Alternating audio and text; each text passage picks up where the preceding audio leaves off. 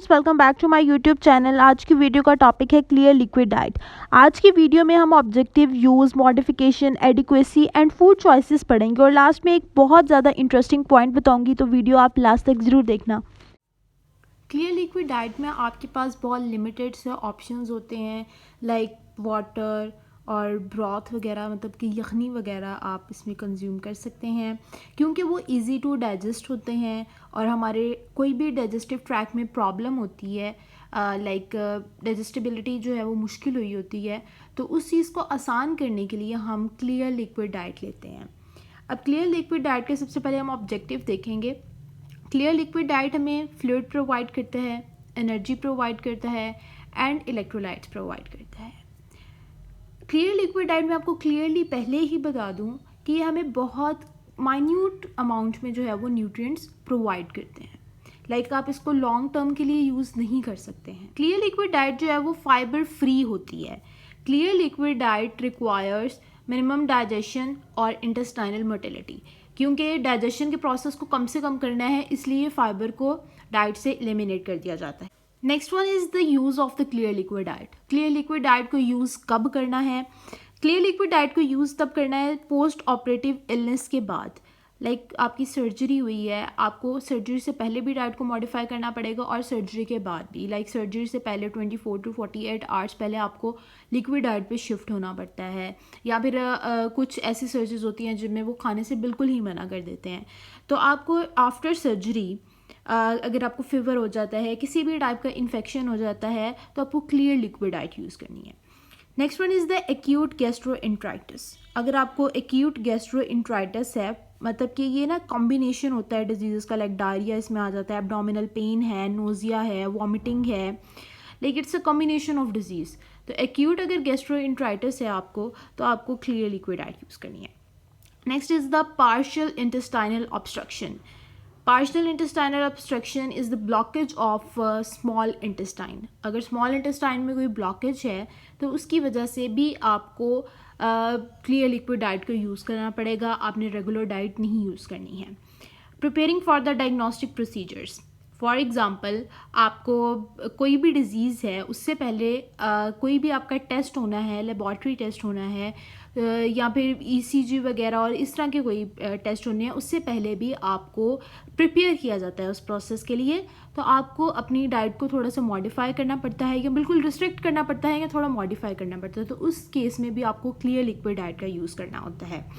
Next है हमारे पास कि कोई भी पेशेंट है, उसको कोई डिज़ीज़ थी, तो उसको जो फर्स्ट डाइट देनी है वो क्लियर लिक्विड डाइट देनी है। एक पेशेंट ने काफ़ी टाइम से, जिसने जो है वो माउथ से खाना नहीं खाया, उसको इंट्रावेनसली खाना दिया जाता था, वेन्स के थ्रू उसको इंजेक्ट किया जाता था, तो उस पर्सन को जब आपने फूड इंट्रोड्यूस करवाना है तो उसको सबसे पहले आपने क्लियर लिक्विड डाइट इंट्रोड्यूस करवानी है। अब नेक्स्ट हमारे पास क्लियर लिक्विड डाइट की मॉडिफिकेशन है।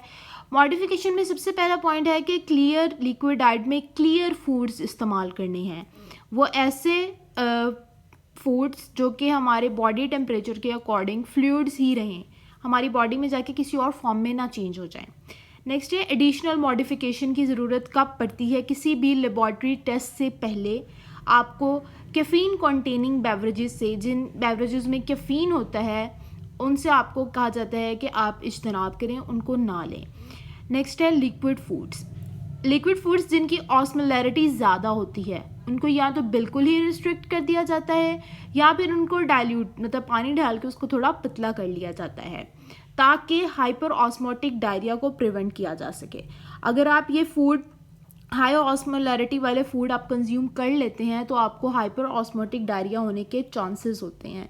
अब हाइपर ऑस्मोटिक डायरिया क्या होता है? इसके अंदर इंटेस्टाइन में वाटर की अब्जॉर्प्शन प्रॉपर नहीं होती है। जब वाटर की अब्जॉर्प्शन प्रॉपर नहीं होता है, उस केस में वाटर जो है वो बाउल को पुश करता है और आपको वाटरी स्टूल्स आते हैं। नेक्स्ट पॉइंट है हमारे पास एडिक्वेसी का। अब जो क्लियर लिक्विड डाइट है, this is इनएडिक्वेट in most of the nutrients. Clear liquid diet हमें बहुत ही माइन्यूट क्वांटिटी में न्यूट्रिएंट्स प्रोवाइड करती है, क्योंकि टोटली हम जो है वो क्लियर लिक्विड डाइट में वाटर पे और डिफरेंट काइंड्स ऑफ फ्लूइड्स पे रिलाई कर रहे होते हैं, हम प्रॉपर कोई डाइट नहीं ले रहे होते हैं, जिसकी वजह से हमारे खाने में न्यूट्रिएंट्स की काफ़ी कमी होती है। तो तो ये आप डाइट काफ़ी ज़्यादा टाइम के लिए नहीं ले सकते हैं, ये जस्ट कुछ ही दिनों के लिए आप इसको ले सकते हैं, अदरवाइज़ आपकी बॉडी में न्यूट्रिएंट डेफिशिएंसी हो जाएगी। नेक्स्ट पॉइंट है प्रोवाइड लिमिटेड एनर्जी। जो क्लियर लिक्विड डाइट है, क्योंकि मैंने आपको भी बताया उसमें न्यूट्रिएंट्स भी कम है, तो हमें वो एनर्जी भी बहुत कम प्रोवाइड करती है, 500 to 1000 किलो जॉल। इसके अलावा इसमें कुछ इलेक्ट्रोलाइट्स भी प्रेजेंट होते हैं। अब अच्छा, एक और क्लियर लिक्विड डाइट की यहाँ पे मैं आपको बात बता दूँ कि क्लियर लिक्विड डाइट जो है उसमें कार्ब्स की अमाउंट ज़्यादा होती है और प्रोटीन्स और फैट्स काफ़ी हद तक कम होते हैं। इस वजह से जो है वो हमारी बॉडी में जल्दी डाइजेस्ट हो जाती है, इसलिए हम क्लियर लिक्विड डाइट को ज़्यादा प्रेफर करते हैं after post operative illness and acute gastroenteritis, partial intestinal obstruction में एंड किसी भी डायग्नोस्टिक प्रोसीजर से पहले। नेक्स्ट हमारे पास फूड चॉइसेस हैं, food allowed and food restricted.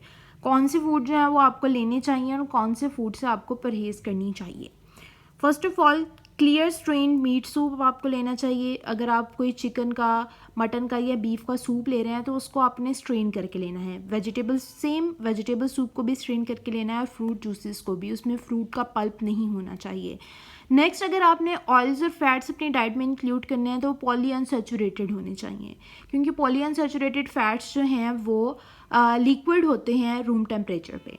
तो उसमें हमारे पास कॉर्न ऑयल है, सनफ्लावर है और सोयाबीन ऑयल है। अब फूड रिस्ट्रिक्टेड में आ जाएं तो ऑल टाइप्स ऑफ ग्रेन्स, क्योंकि हमें फाइबर फ्री डाइट लेनी है तो सारे ग्रेन्स को अपनी डाइट से रिस्ट्रिक्ट करना है आपने। All types of milk products को भी रिस्ट्रिक्ट करना है, क्योंकि मिल्क प्रोडक्ट्स जो हैं वो डाइजेस्ट होने में काफ़ी टाइम लेती हैं। इस वजह से, क्योंकि क्लियर लिक्विड डाइट हम यूज़ ही तब कर रहे हैं जब हमारी बॉडी में डाइजेस्टिव प्रॉब्लम है, तो आपने मिल्क को भी ओमिट करना है अपनी डाइट से। इसके अलावा लेंटल्स को भी और ड्राई फ्रूट्स को भी और सैचुरेटेड फैट्स को भी, क्योंकि सैचुरेटेड फैट्स जो हैं वो सॉलिड होते हैं एट रूम टेम्परेचर। मैंने पहले आपको वीडियो में बताया था कि लास्ट में मैं एक इम्पॉर्टेंट पॉइंट बताऊंगी, आपने इसको कितना यूज़ करना है। क्लियर लिक्विड डाइट को जब आपने इनिशियली स्टार्ट कराना है तो 50 से 100 ml पर आवर आपने पेशेंट को देना है, 50 से 100 ml। फिर आहिस्ता आहिस्ता फ्लूइड की क्वांटिटी को आपने बढ़ाते जाना है।